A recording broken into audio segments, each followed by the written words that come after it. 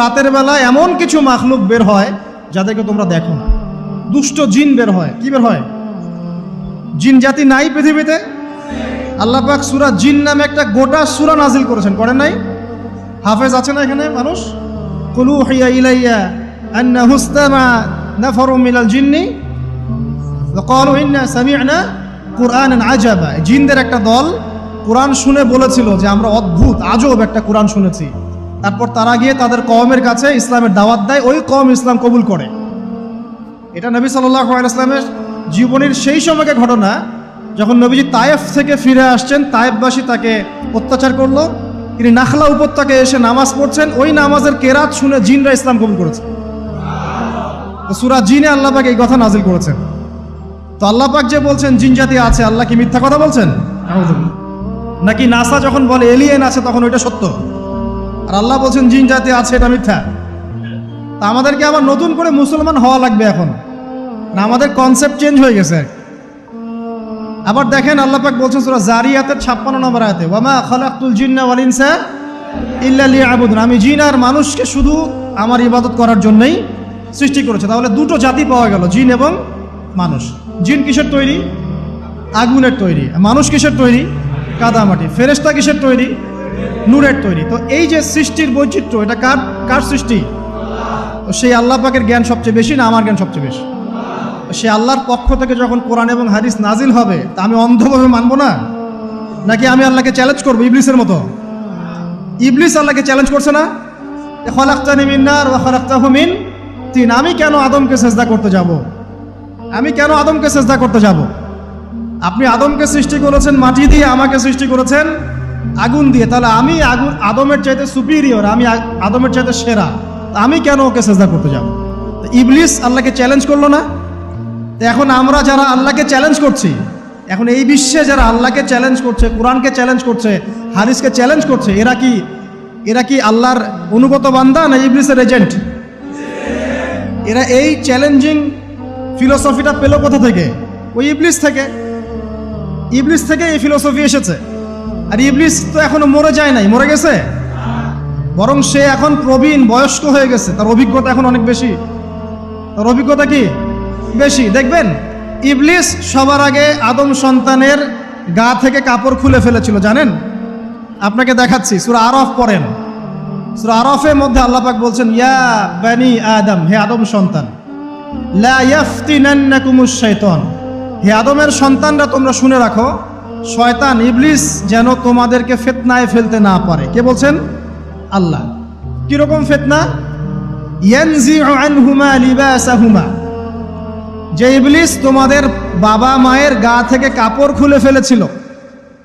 ইয়া বানি আদম লা ইয়াফতিনান্নাকুমুশ শাইতান কামা আখরাজা আবাওয়াইকুম মিনাল জান্নাহ ইয়ানজিউ আনহুমা লিবাসাহুমা। আল্লাহ পাক বলছেন, হে আদমের সন্তানরা তোমরা সতর্ক থেকো, ইবলিস যেন তোমাদেরকে ফিতনায় ফেলতে না পারে, যেমন করে সে তোমাদের বাবা এবং মাকে জান্নাত থেকে বের করে দিয়েছিল এবং তাদের গায়ের কাপড় খুলে ফেলেছিল। কখন কাপড় খুলে গেছে জানেন? যখন ওই যে গাছের কাছে তারা চলে গেলেন, ওই যে এই গাছের কাছে যেও না, ওয়ালা তাকরাবা হাদিহিশ শাজারা, তোমরা এই গাছের কাছে যেও না। যখনই তারা গাছের কাছে গেলেন, ফল খেলেন, সাথে সাথে গায়ের কাপড় খুলে পড়ে গেছে। এর আগ পর্যন্ত দুজন জানতেন না কার লজ্জাস্থান কেমন। এই ঘটনার পর একে অপরের লজ্জাস্থান উন্মুক্ত হয়ে যায়। তারপর তারা জান্নাতের পাতাগুলো ছিঁড়ে ছিঁড়ে লজ্জাস্থান ঢাকতে লাগলেন। তাহলে ইবলিস আমাদের পিতামাতাকে প্রতারিত করে ধোকায় ফেলে গা থেকে কাপড় খুলে ফেলেছে না? কথা কি বুঝতে পারছেন? এটাই আল্লাহ পাক বলছেন, তোমাদের কাপড় যেন তারা খুলতে না পারে, তোমাদেরকে যেন হে আদম সন্তান ইবলিস ফিতনায় ফেলতে না পারে। তাহলে এখন আপনি বলেন, এই বিংশ শতাব্দীতে এসে, একবিংশ শতাব্দীতে এসে যারা মুসলিমদের গা থেকে কাপড় খুলে ফেলতে চায়, এরা কার এজেন্ট? এরা কার এজেন্ডা বাস্তবায়ন করছে? প্রমাণ হিসেবে কি আমি নিজের মন করা কথা বললাম, না কোরআন থেকে দলিল দিলাম? কোন সূরা? সূরা আরাফ এর প্রথম 3টা পৃষ্ঠা পড়েন, ডিটেইলস লেখা আছে। আর আল্লাহ পাক বলেছেন, ওয়ালাকাদ ইয়াসসারনাল কুরআনা লিযিকরি ফাহাল মিন মুদ্দাকির, কোরআনকে আমি বোঝার জন্য একদম সহজ করেছি, যে কেউ কোরআন বুঝতে পারবে ইনশাআল্লাহ। খালি পড়ে দেখো, ফাহাল মিন মুদ্দাকির, কেউ কি আছো কোরআন উপলব্ধি করবে? তো কোরআন বুঝতে হবে স্বচ্ছ মন নিয়ে, বিরোধিতা করার মন নিয়ে যদি কোরআন বুঝতে যান তাহলে আপনি বিভ্রান্ত হয়ে যাবেন। স্বচ্ছ মন নিয়ে একটা কলবুন সালিম নিয়ে আত্মসমর্পণের নিয়াতে আপনাকে কোরআন বুঝতে হবে, দেখবেন আল্লাহ আপনাকে হেদায়েত দিবেন ইনশাআল্লাহ। আল্লাহ পাক আমাদের সবাইকে কোরআন বোঝার তৌফিক দান করুন। তো যেটা বলছিলাম প্রিয় ভাইরা, রাতের বেলা এই সব প্রাণী বের হয়, নবী সাল্লাল্লাহু আলাইহি ওয়াসাল্লাম বলেছেন, অতএব আপনাদের বাচ্চা যারা আছে এদেরকে সন্ধ্যাবেলায় বাইরে ছেড়ে দিবেন না। এখন কিন্তু প্রচুর ঘটনা ঘটছে, প্রচুর জিনঘটিত ঘটনা ঘটছে, রুকিয়া করাতে হচ্ছে, জাদুটোনা করা হচ্ছে, বানটোনা করা হচ্ছে না? আর অনেক সময় আমরা মনে করি, এখন সায়েন্সের যুগ তো, মানুষ মনে করে এগুলোর কোনো ভিত্তি নাই মনে হয়। কোরআন বলছে জাদু সত্য। কে বলছে? কোরআন বলছে জাদু সত্য। কোন সূরা? সূরা বাকারা আয়াত নাম্বার 101। সূরা বাকারা আয়াত নাম্বার 101, 102 পড়ে দেখেন। ওয়াত্তাবাউ মা তাতলু শায়াতিন আলা মুলকি সুলাইমান, এই আয়াতটা পড়েন, বিশাল একটা আয়াত আছে। ওয়ামা কাফারা সুলাইমান ওয়ালাকিন্না শায়াতিন কাফারু ইউআল্লিমুনা আন-নাসা সিহর। এই সিহর দিয়ে কি হতো? মা ইউফাররিকুনা বিহি বাইনাল মারই ওয়া যাওজি। সুলাইমান আলাইহিস সালামের সময় এই জাদুবিদ্যার প্রচলন ছড়িয়ে পড়ে। এই জাদু মানুষ শিখে কি করছিল? নারী পুরুষের মাঝখানে, স্বামী স্ত্রীর মাঝখানে বিভেদ সৃষ্টি করছিল। এখন দেখেন না, পরিবারের স্বামী স্ত্রীর বন্ধন ভেঙে যায় না? খুব ভালো সম্পর্ক, হঠাৎ করে সম্পর্ক খারাপ, কেউ কাউকে দেখতে পারে না, এমন হচ্ছে না? এই জাদুবিদ্যা সত্য। এবং এখনকার অনেক ভণ্ড যে কবিরাজগুলো বের হয়েছে, এরা জিনকে তাবে করে নিয়ে এই জিনদের মধ্য দিয়ে মানুষের মধ্যে জাদু ছড়িয়ে দিয়েছে, এবং এর ফলশ্রুতিতে বহু পরিবার ধ্বংস হয়ে যাচ্ছে। এই জাদুবিদ্যা সত্য। রাতের বেলা ঘুমানোর সময়ও আয়াতুল কুরসি তেলাওয়াত করতে হয়। এই হাদিসের রাবি হচ্ছেন আবু হুরায়রা রাদিয়াল্লাহু তাআলা আনহু, যাকে নবী সাল্লাল্লাহু আলাইহি ওয়াসাল্লাম গনিমতের মাল পাহারা দেওয়ার দায়িত্ব দিয়েছিলেন। প্রথম রাতে আবু হুরায়রা রাদিয়াল্লাহু আনহু লক্ষ্য করলেন যে মাল চুরি করার জন্য একজন এসেছে।